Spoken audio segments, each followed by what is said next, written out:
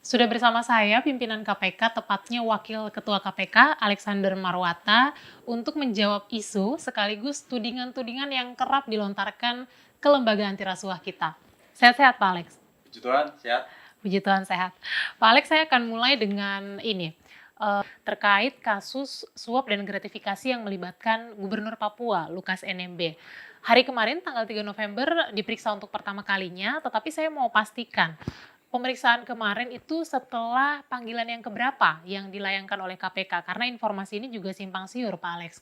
Ada yang menyampaikan 2 kali pemanggilan sebagai tersangka, dan kemudian yang kemarin juga publik gemas, kenapa tidak langsung dikeluarkan saja surat perintah membawa.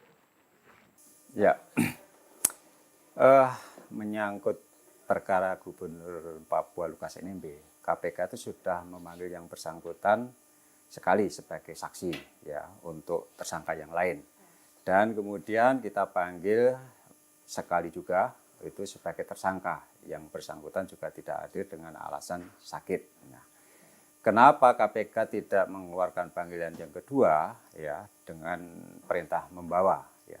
Tentu kami berhitung kalau kami mengeluarkan surat panggilan yang kedua dan kami tetap tidak bisa membawa yang bersangkutan dengan berbagai situasi yang berkembang di sana, tentu itu juga menjadi presiden yang tidak baik. Nah, yang kami utamakan dalam penanganan perkara ini, ya ini spesialis ya, kami tetap melakukan dengan pendekatan yang persuasif, ya dengan berkoordinasi dengan Kapolda, Pangdam, dan juga tokoh-tokoh masyarakat di sana. Supaya apa? Supaya mereka berkomunikasi kepada gubernur, supaya menaati hukum, kan seperti itu.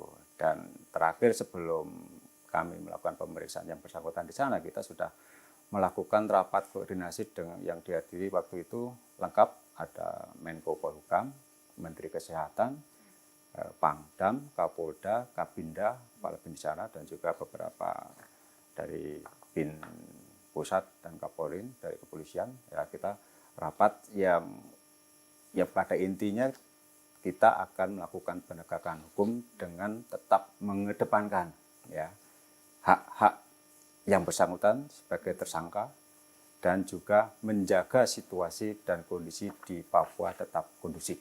Nah, itu simpulannya. Nah, itulah makanya ya sesuai dengan pasal 113 KUHP, kalau yang bersangkutan atau tersangka itu tidak dapat memenuhi panggilan dengan alasan yang patut, ya sakit misalnya, maka penyidik itu bisa melakukan pemeriksaan di tempat kediaman. Nah, itu kemarin yang kita lakukan. Apa temuan terbaru KPK soal itu, baik soal hasil kesehatan Pak Lukas maupun temuan-temuan fakta terkait dengan kasus ini? Kalau dari hasil pemeriksaan kesehatan kan belum, gitu kan. Dokter ID juga minta difasilitasi untuk melakukan komunikasi dengan dokter pribadi yang bersangkutan yang dari Singapura ya. Itu nanti akan kami fasilitasi, dan terkait dengan kesimpulan kesehatan yang bersangkutan tentu harus menunggu paling enggak ya 2 minggu gitu kan. Kalau terkait dengan pemeriksaan yang bersangkutan, karena ya kita hanya menanyakan kesehatan yang bersangkutan dan yang bersangkutan menyampaikan bahwa yang bersangkutan sakit, sehingga tidak bisa kita lanjutkan kan pemeriksaannya, sehingga KPK tidak bisa menggali informasi dari yang bersangkutan. Apakah dilakukan penggeledahan dan lain semacamnya begitu Pak Alex ketika berada di sana? Jadi pemeriksaan tersangka, ya kalau di undang-undang kan jelas, tersangka itu punya hak ingkar. Ya, artinya apa? Kita periksa yang bersangkutan tidak mengaku atau berbohong pun itu hak dari tersangka, kan begitu. Maka sebetulnya juga dalam proses pembuktian itu kita nggak bergantung dengan keterangan tersangka. Ya, makanya kami mendorong penyidik untuk tetap melanjutkan penanganan perkara ini dengan memeriksa saksi-saksi yang lain dan melakukan penggeledahan, penyitaan juga terhadap dokumen atau tempat yang kita duga sebagai tempat penyimpanan barang-barang hasil tindak pidana korupsi, tetapi tidak di rumah Pak Lukas NMB. Misalnya Ini kan korupsinya kita duga kan menyangkut penyalahgunaan APBD. Tentu dokumennya kan di kantor Pemda. Nah itu kan kita bisa geledah. Saksi-saksinya pun pasti banyak pegawai Pemda. Kita bisa periksa, kan begitu. Ya, saya kurang tahu kalau Sekda apakah sudah diperiksa atau belum. Termasuk dari pihak vendor, ya itu kita bisa lakukan. Jadi, itu. Jadi yang masih akan dilakukan oleh KPK adalah terus memeriksa saksi-saksi ya Pak Alex terkait dengan kasus ini. Oh ya, itu yang kemarin kami perintahkan pada penyidik itu. Jangan berhenti, ya. Kalau kita nggak bisa memeriksa Lukas seolah-olah perkara berhenti, ya kita kembangkan lah, kan gitu. Ya, yang juga jadi sorotan dalam pemeriksaan Lukas NMB kemarin adalah kehadiran Ketua KPK, Pak Firly Bahuri. Pertanyaannya, apa kepentingannya Ketua KPK hadir dalam pemeriksaan saksi hari itu? Ya, Ketua KPK ikut hadir di dalam pemeriksaan Lukas NMB itu untuk memastikan ya dan untuk memberikan kenyamanan juga kepada staf penyidik gitu kan. Tentu kedatangan Pak Firly ke sana itu dengan surat tugas. Ya kebetulan saat itu sendiri yang menandatangani. Dan kami juga sudah konsultasikan dengan Dewas. Ya, kami paham ya undang-undang KPK yang di situ menyatakan bahwa pimpinan tidak boleh bertemu dengan pihak berperkara, itu kami paham itu. Makanya kami konsultasikan dengan Dewas, ya. Kemudian kami juga melihat itu kan tujuannya apa pertemuan itu, kan seperti itu. Nah, kalau tujuannya itu untuk melaksanakan suatu perintah tugas dengan ada surat tugasnya, ya kenapa tidak, kan gitu. Itu yang terjadi. Jadi nggak ada persoalan. Berarti konteks tugasnya adalah untuk mendampingi staf KPK ketika memeriksa Lukas NMB ya Pak. Seberapa penting itu harus dilakukan? Kita melihat ya kondisi di Papua itu ya berbeda dengan daerah provinsi Indonesia dan ya sepertinya teman-teman sudah paham lah, masyarakat sudah paham bagaimana rumah Pak Lukas NMB itu ya dipenuhi dengan pendukung yang bersangkutan ya kan itu dari masyarakat ya Papua yang mendukung Pak Lukas itu ada di kediaman itu dan mereka bersenjata loh dengan membawa parang dan panah kan gitu. Jadi Pak Ketua itu ingin hadir di sana ya, untuk menunjukkan dan saya kira memberi kenyamanan ya kan itu. Ya, kalau ada risiko, saya aja berani menanggung risiko, nggak usah khawatir. Dan tentu kami sudah berhitung sejauh mana risiko itu. Karena apa? Kami sudah berkoordinasi kok dengan pihak penasihat hukum Pak Lukas, dengan Pangdam, dengan Kapolda, dengan Kabinda, dan juga dengan tokoh masyarakat. Nah, ya puji Tuhan, alhamdulillah kemarin begitu datang ke rumah Pak Lukas, ya memang ada sambutan. Ya ada sambutan dari para pendukung, tapi tidak terjadi hal-hal yang tidak kita inginkan. Ya, tadi Bapak mengatakan bahwa ini merupakan kasus spesial. Nah, itu menjadi kritik begitu ya dari berbagai pihak, menjadi pertanyaan, kenapa harus mengkhususkan kasus tertentu begitu? Karena justru kan semua harus sama di mata hukum. Bagaimana KPK menjelaskan itu? Saya sangat paham. Artinya begini, penegakan hukum bagi kami tentu juga dengan memperhatikan hak asasi. Hak asasi siapa? Bukan hanya tersangka sebetulnya, tetapi kita juga berhitung juga bagaimana ketika kita melakukan upaya paksa tadi, tapi kemudian dampaknya itu tidak hanya menyangkut yang bersangkutan, tetapi juga menyangkut masyarakat yang sebetulnya mereka tidak tahu menahu persoalan itu kan, tetapi bisa menimbulkan konflik horizontal di tengah masyarakat dan seperti itu. Itu kan harus kita perhatikan juga, kita hitung juga. Jangan sampai penegakan hukum itu justru akan menimbulkan ya pelanggaran-pelanggaran hukum yang lain atau dampak-dampak sosial yang sebetulnya bisa kita hindari kan. Tetap kami berkomitmen untuk menyelesaikan perkara ini ya, tentu dengan cara-cara yang menghargai hak-hak seseorang, hak tersangka terutama dari sisi kesehatan ya. Kita sudah tawarkan kan ke Pak Lukas itu kan. Kalau Pak Lukas itu sakit, ya kami akan fasilitasi loh, gitu loh. Mau berobat kemana, ya, kalau yang bersangkutan tetap ingin berobat ke Singapura, tentu ya kami fasilitasi. Ya, tetapi kalau yang bersangkutan statusnya sudah menjadi tahanan KPK, tentu saja kan seperti itu.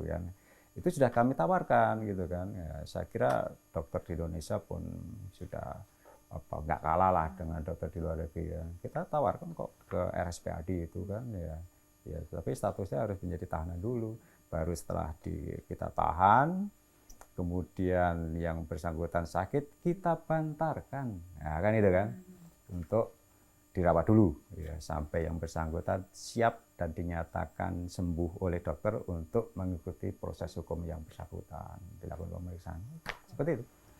Ya, ada yang menilai kehadiran Ketua KPK Firly Bahuri pada pemeriksaan Lukas NMB justru meruntuhkan muruah atau marwah KPK karena sudah menemui tersangka ditambah lagi dengan sikap sowan begitu. Bagaimana Pak Alex melihat hal itu? Tujuan utama kami adalah bagaimana penegakan hukum itu berjalan dengan baik, ya. Jadi tidak main okol-okolan dan lain sebagainya. Dengan melihat situasi kondisi yang ada tentu saja, ya. Kalau itu tadi, kalau di daerah lain, ketika dalam tanda kutip masyarakat itu sudah memiliki kesadaran hukum yang tinggi, nggak ada persoalan kok. Jadi ada juga kepala daerah ya, di Aceh kalau nggak salah, di Aceh waktu itu membawanya yang bersangkutan ke KPK itu kita juga berkoordinasi dengan Polda, ya, kita ambil di kediaman yang bersangkutan, gitu kan, kita jemput paksa, nggak ada gejolak, ya, itu bisa kami lakukan, ya. Tetapi kembali lagi, ya, kan kami sudah melakukan pemetaan, ya, karena apa, kan saya sampaikan tadi, KPK itu berkoordinasi dengan Polda, Pangdam, kan seperti itu, dan Kabin di sana, Kabinda, gitu kan. Masukan-masukan mereka itulah yang kemudian ya, tindak lanjutnya yang kemarin itu kami lakukan, pendekatan persuasif. Ya. Tentu bukan dari KPK saja, itu masukan dari berbagai pihak, kan seperti itu. Ya. Nah itu sebetulnya. Jadi oke, pendekatan hukum dapat berjalan dengan baik kan, kalau kondisi yang mendukung itu juga saya kira juga ya kondusif itu juga.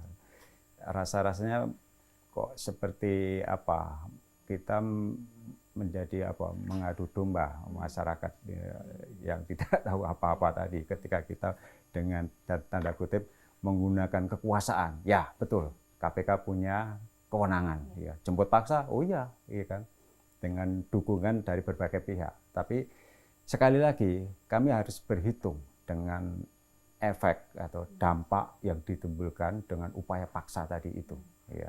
Belum lagi mungkin dari suara-suara dari para pegiat HAM juga, loh, kan itu, lu udah jelas sakit kok, dipaksa, ya kan seperti itu.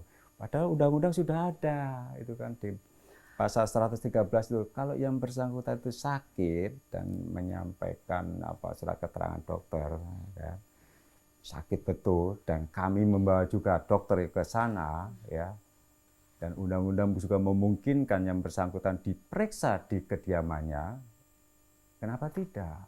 Tentu. Jadi, wah nanti kalau seperti itu yang lain juga minta diperiksa di rumahnya. Tentu harus kita lihat kondisinya juga kan, kayak gitu. Kalau yang bersangkutan itu sakit, ya, kemudian didukung oleh massa yang banyak di sekitar rumahnya dengan membawa senjata. Memang kita mau perang kan enggak, gitu kan, kita ingin menegakkan hukum secara bermartabat, gitu saja. Itu tujuan kami sebetulnya.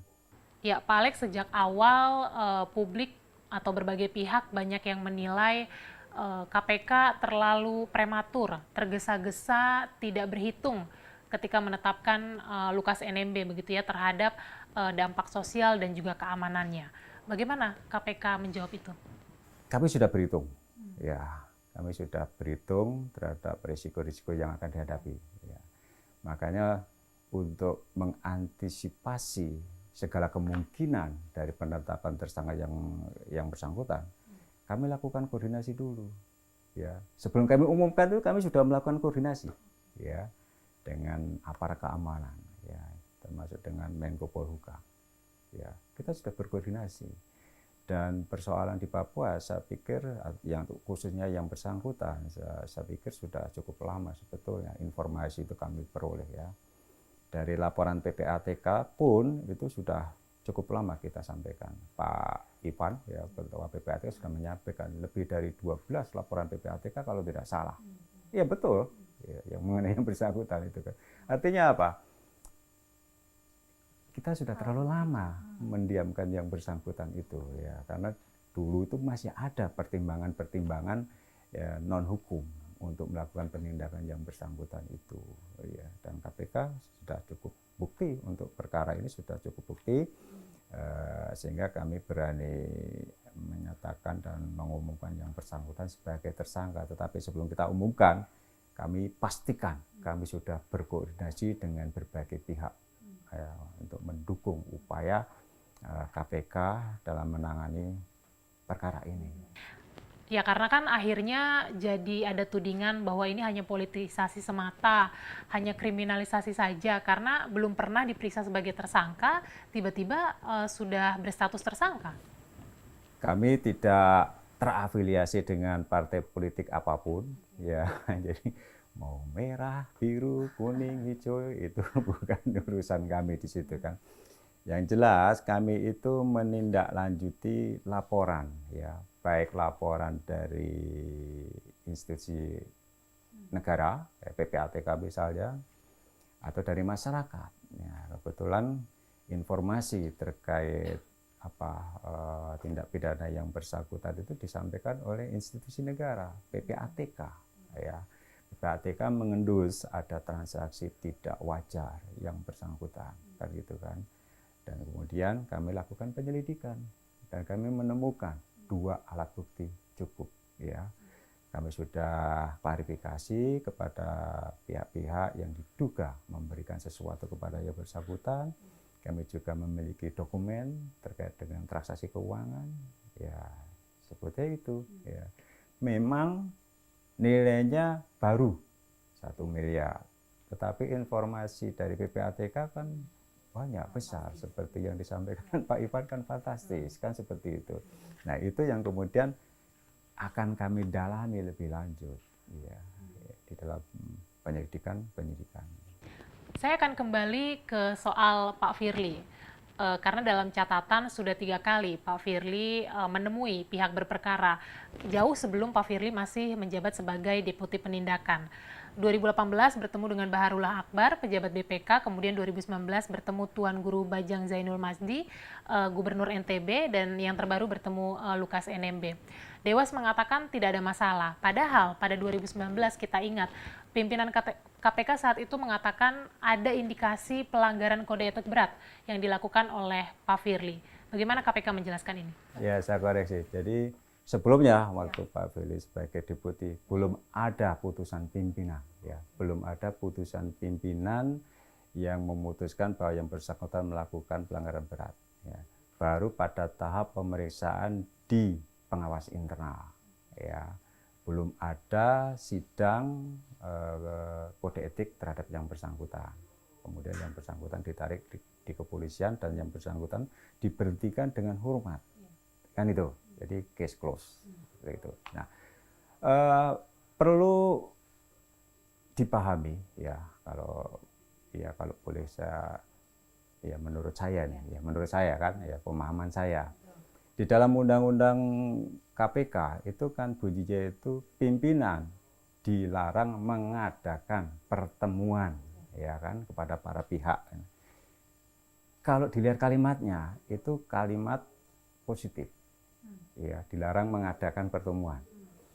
Dan harus ada kesepakatan. Namanya mengadakan pertemuan kan berarti kan terencana, ya kan? Ada kesepakatan dengan para pihak yang ingin mengadakan pertemuan, ya kan? Bagaimana konteksnya kalau pertemuan itu dilakukan tidak sengaja, tidak direncanakan? Ya. Contoh misalnya, ada tersangka yang belum ditahan KPK, ya, itu sedang makan di restoran. Tiba-tiba saya datang ke situ tanpa tahu saya yang bersangkutan ada di situ, saya ikut datang sebagai pimpinan saya waktu itu ya. Tiba-tiba dia datang ke meja saya. kan gitu. Menyapa saya, menyalami saya, bertemu toh. Tapi apakah saya mengadakan pertemuan? Kan itu kan. Pertanyaan kan ke sana, apakah saya mengadakan pertemuan? Dan apakah dampak dari pertemuan tersebut itu mengakibatkan penanganan perkara itu terhenti atau terganggu? Kan gitu. Jadi tidak semata-mata mengadakan pertemuan, tetapi juga harus dilihat efeknya. Apakah dari pertemuan tersebut itu berdampak atau mengganggu penanganan perkara yang sedang berjalan di KPK. Kan itu sebetulnya substansi dari pelarangan pertemuan itu sebetulnya itu untuk menghindari supaya penanganan perkara di KPK itu tidak ada intervensi, tidak ada coy dan lain sebagainya. Ya, Pak Alex, bukan hanya kali ini saja KPK dituding mempolitisasi kasus, mengkriminalisasi seseorang. Sebelumnya juga terkait kasus Formula E, KPK dituding memaksakan untuk mentersangkakan mantan Gubernur DKI Jakarta Anies Baswedan. Apakah betul demikian? Sekali lagi, bahwa kriminalisasi itu adalah proses menetapkan perbuatan seseorang itu sebagai suatu perbuatan pidana, ya, yang ujung-ujungnya dari itu bahwa pemerintah bersama DPR itu membuat undang-undang yang akan menilai perbuatan itu melanggar undang-undang. Nah, dalam kaitan ini terkait kriminalisasi dan lain sebagainya, sekali lagi saya sampaikan, KPK tidak membentuk norma hukum baru, ya, terkait dengan pemberantasan tindak pidana korupsi. KPK diberi mandat oleh undang-undang itu untuk menegakkan hukum pemberantasan tindak pidana korupsi, kan gitu. Jadi normanya sudah ada, ya. Ya, pasal 2, pasal 3 itu menyangkut perbuatan melanggar hukum, melawan hukum, atau perbuatan penyalahgunaan kewenangan yang merugikan negara dan sebagainya. Sudah ada normanya itu. Nah, yang kami lakukan di dalam proses penyelidikan itu adalah apakah, ya, informasi yang disampaikan masyarakat terkait dugaan adanya pelanggaran yang dilakukan oleh pejabat itu memenuhi kriteria-kriteria yang diatur dalam Undang-Undang Pemberantasan Tindak Pidana Korupsi. Itu yang kami lakukan, ya. Jadi parameternya, kriterianya sudah ada Undang-Undang Pemberantasan Tindak Pidana Korupsi. Tinggal kita lihat kondisinya bagaimana, kan gitu kondisinya. Apakah kemudian dari parameter dibandingkan kondisi ada kerugian keuangan negara, kalau itu menyangkut pasal 2, pasal 3, ya. Ya itu kita lihat. Nah, proses itulah yang kami lakukan di tingkat penyelidikan.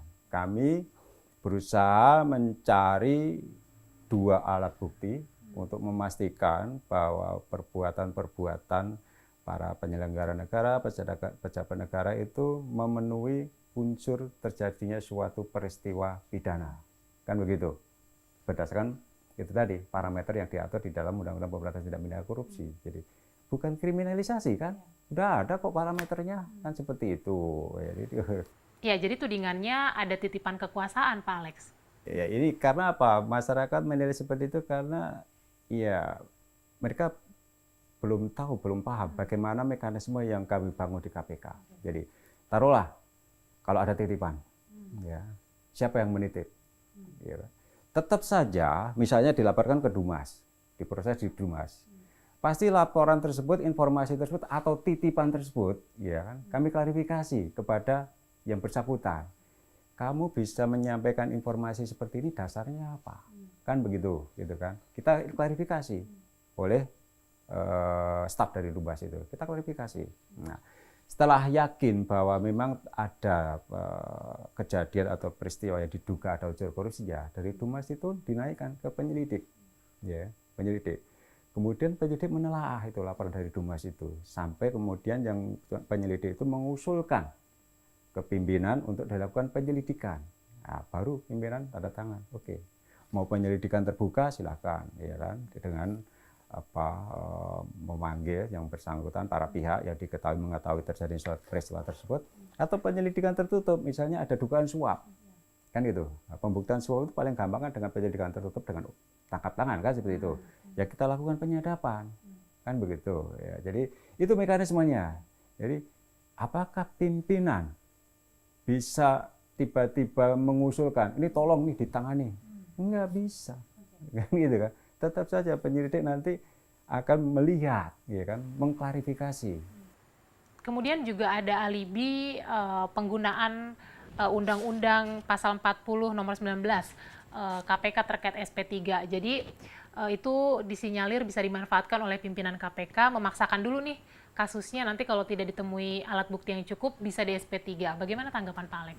Ya, kebijakan atau peraturan yang membolehkan KPK untuk menerbitkan SP3 atau penghentian proses penyidikan, ya, itu sebetulnya ya kita sudah antisipasi. Ya. Kan KPK pernah menerbitkan SP3 sekali ya, menyangkut SN ya, Samsul Nur Salim. Nah, mekanismenya saja yang kita bangun, gitu, supaya apa? Itu transparan, kan gitu kan. Dan ya ingat, pimpinan itu berlima loh, ya kan, ya kan. Jadi nggak bisa ya, Pak Ketua memaksa anggota yang lain, nggak bisa. Suara pimpinan itu sama, kan begitu. Jadi sepertinya nggak mungkin ya 5 pimpinan itu kemudian akan kompak bersekongkol misalnya, yang dikhawatirkan seperti itu kan, itu sepertinya nggak mungkin, kan gitu kan, karena menyangkut 5 kepala tadi itu kan. Dan mekanisme saja, mekanisme atau standar operating procedure yang kita bangun. Bagaimana sih mekanisme supaya penghentian perkara itu juga transparan dan akuntabel, ya.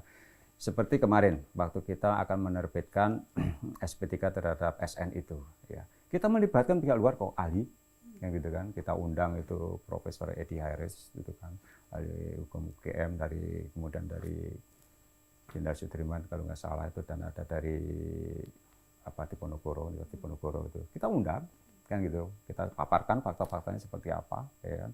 Sehingga mereka menyampaikan pendapatnya, dan kemudian ya kita ambil pendapat mereka itu, ya ternyata memang nggak memungkinkan untuk dilanjutkan prosesnya, ya udah kita hentikan, ya kan, seperti itu. Jadi penerbitan SP3 itu saya pikir juga salah satu bentuk untuk memberikan kepastian hukum kepada tersangka. Jangan sampai tersangka itu udah ditetapkan sampai bertahun-tahun nggak jelas untungannya. Misalnya kalau memang tersangka itu sakit, ya sakit keras, dan dari hasil pemeriksaan ID disimpulkan bahwa yang bersangkutan itu tidak cakap atau untuk mengikuti proses hukum, kenapa kita harus paksakan yang bersangkutan tetap tersangka terus? Kan seperti itu, ya kan? Ya, ini kan harus ada mekanisme untuk menghentikan, kan begitu. Jadi tetapi kembali lagi bahwa itu harus transparan dan akuntabel, dapat dipertanggungjawabkan. Jadi saya mau tegaskan soal kasus Pak Anies Baswedan, karena kan tudingannya adalah dipaksakan Pak Anies Baswedan jadi tersangka supaya tidak bisa dicalonkan jadi capres. Apakah betul itu Pak Alex? Oh, sama sekali tidak. Ya. Pure kita penegakan hukum berdasarkan parameter yang diatur di dalam Undang-Undang Pemberantasan Korupsi, yaitu kan. Dan proses yang sedang berjalan adalah apakah ya perbuatan penyelenggaraan Formula E itu memenuhi unsur pidana sebagaimana yang diatur di dalam Undang-Undang Pemberantasan Korupsi. Itu saja sebetulnya. Jadi nggak usah berpikiran macam-macam seolah kita menjolimi orang. Enggak, kalau memang ternyata tidak ada alat bukti ya sebagaimana yang disyaratkan peraturan perundang-undangan, ya sudahlah, nggak kita lanjutkan kok. Segampang itu, gitu loh, semudah itu, gitu kan. Ini kan persoalannya kan karena yang bersangkutan diusung oleh salah satu partai, makanya kemarin saya tegaskan nggak ada dampaknya juga, gitu loh. Kami proses hukum kami di KPK tetap berjalan terus, gitu kan. Sampai suatu titik ketika penyelidik menyatakan ternyata tidak cukup alat bukti misalnya, atau ini bukan perbuatan pidana tapi perbuatan administrasi, kan seperti itu kan. Ya tinggal nanti kita tunggu saja sejauh mana, apakah ada kerugian negaranya, itu sekarang lagi didalami, ya kan, seperti itu. Karena ada informasi di negara yang lain ada yang nggak bayar, kenapa, kita tanyakan, kan seperti itu ya.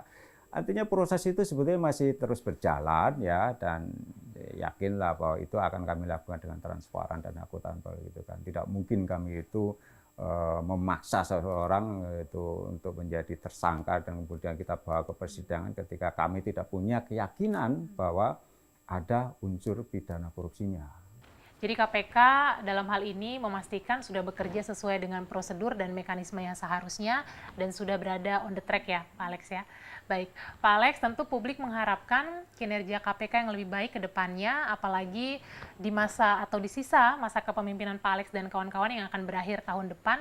Tentu saja diharapkan kinerja KPK ini bisa meningkatkan atau setidaknya menjaga kepercayaan publik terhadap lembaga anti rasuah kita. Terima kasih Wakil Ketua KPK Alexander Marwata sudah berbagi bersama dengan Kompas TV. Sehat selalu Pak Alex. Terima kasih.